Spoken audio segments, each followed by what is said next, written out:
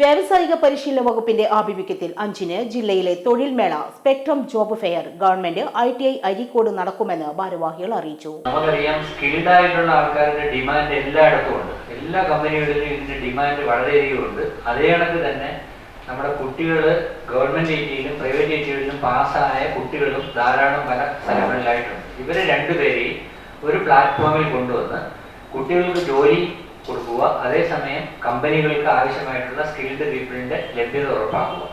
ഈ രണ്ട് ലക്ഷ്യങ്ങളും ഒരുമിച്ച് ചെയ്യുക എന്നുള്ളതാണ് ശരിക്കും ഈ ജോബ് ഫെസ്റ്റ് കൊണ്ട് നമ്മൾ ഉദ്ദേശിക്കുന്നത്.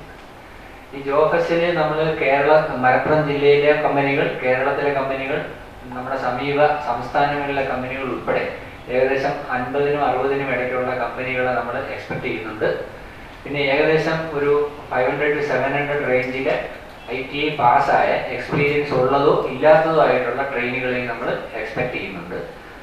നമ്മുടെ പ്രധാനപ്പെട്ട കമ്പനികൾ നമ്മൾ വരുന്നതായിട്ട് കണക്കൂട്ടുന്നത് ജോൺസൺ ലിറ്റ്, PK സ്റ്റീല്, VKC, V-ഗാർഡ്, ടാറ്റ മോട്ടോർ.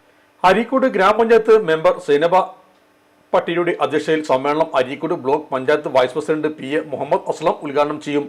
ITIകളിൽ നിന്നും വിവിധ ട്രേഡുകളിൽ നിന്നും പരിശീലനം പൂർത്തിയാക്കിയവർക്ക് പങ്കെടുക്കാം.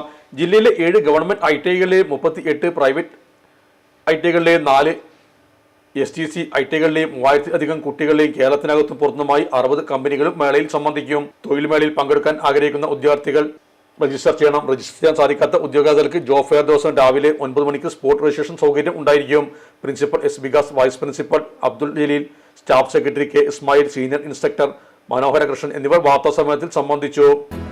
നമ്മുടെ സംതൃപ്തിയേക്കാൾ വിലപ്പെട്ടതാണ് നമുക്ക് വേണ്ടപ്പെട്ടവരുടെ സന്തോഷം. പരിശുദ്ധമായവ ഹൃദയപൂർവ്വം സമ്മാനിക്കുമ്പോൾ നമ്മുടെ സന്തോഷവും ഇരട്ടിയാകും.